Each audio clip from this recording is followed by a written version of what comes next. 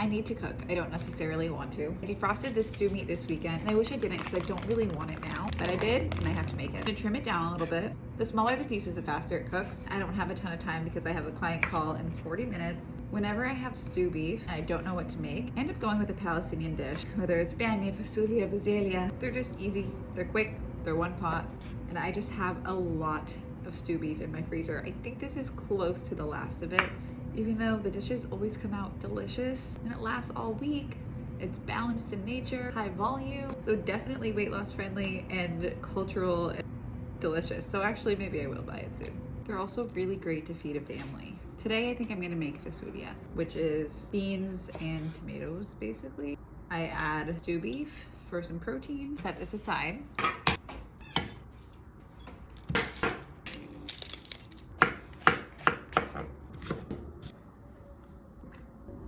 Olive oil to a large pot. Onion goes straight in. Saute until that's translucent. Then you can add your beef.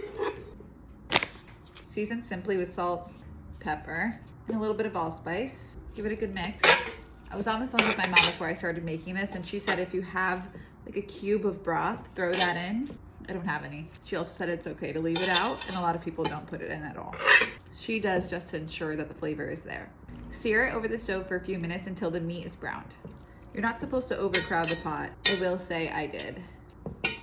The beef is nice and brown. Let me show you.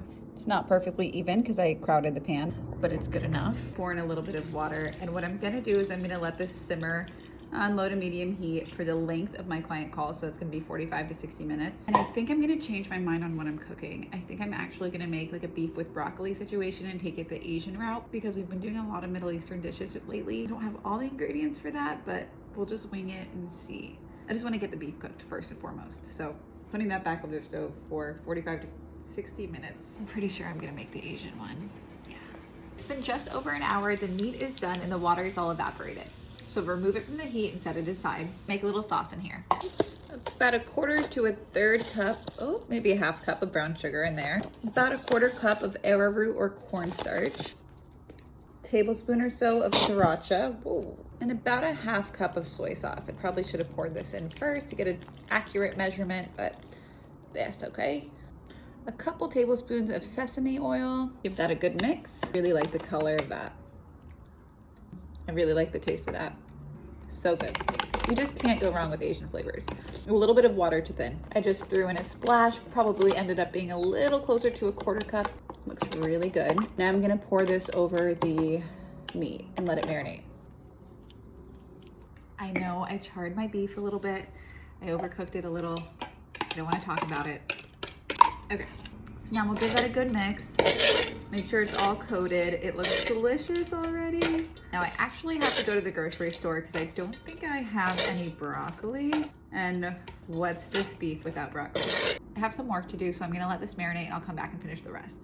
Oh, I'm so excited. I'm gonna put a whole bag of broccoli straight into this because we want to fluff with veggies. We definitely want that volume. I made another batch of sauce with a third of the amount of sugar. I didn't feel like we needed as much as I used the first time, and about a third amount of the flour. So I'll put in the recipe what all those measurements equal to. I'm gonna pour that over the broccoli, put this back over the stove, and just cook it until the broccoli is nice and soft.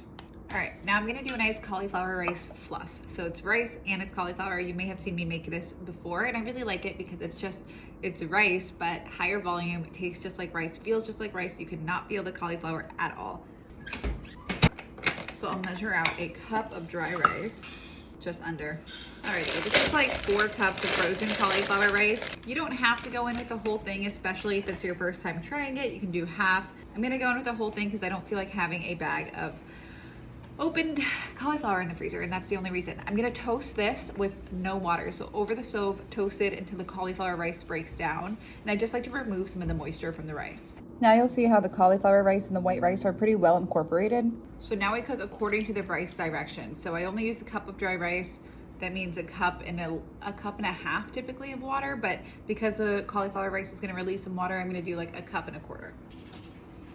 We're gonna bring it to a boil. Once it boils, cover, reduce the heat to a simmer, let it cook until all the water is gone. It takes about 15 minutes, 20. Beef and broccoli is done, and it looks so good. Oh my goodness. This looks amazing. Restaurant quality. but you know exactly what's in it. It smells so good. And we can definitely adjust the amount of sugar, adjust the amount of cornstarch and arrowroot, adjust the amount of veggies, meat, the kind of meat that you choose to use. I mean, making things at home just gives you so much flexibility. And really, I got so much done while this was cooking. It was fast too. I mean, I took client calls, I used frozen veggies, my meat was pre-chopped. All the seasonings are stuff that I can keep in the house pretty easily. I know that you can definitely put some more authentic Asian seasonings in here, but I used what I always have on hand, which is soy sauce, sriracha, and sesame oil. Okay, the cauliflower rice fluff is done. This is done, and now we just plate. Take a nice heaping cup. See how much volume you get out of that? It's great. Put that right here. I don't always measure it like that. It just helps me plate it. Using measuring cups to do things, I'm gonna do the same thing right here. Nice heaping half a cup because the cup's dirty now. Sesame seeds because it makes it look so good. And if I had green onions, we would definitely garnish with that, but I don't. I do have some parsley though. Just something green on top of that. I mean, come on. I honestly think it's so pretty. Let's try it. Wow, this is restaurant quality. It's really cool. So good.